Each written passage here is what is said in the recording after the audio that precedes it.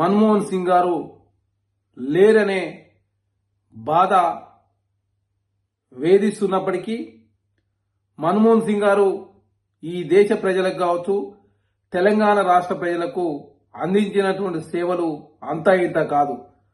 తెలంగాణ రాష్ట్రం సిద్ధించే నాటికి ప్రధానమంత్రిగా మన్మోహన్ సింగ్ గారు ఉన్నారు. అదే కాకుండా తెలంగాణ రాష్ట్రం ఏర్పాటులో మన్మోహన్ సింగ్ గారి పాత్ర ఎనలేంది.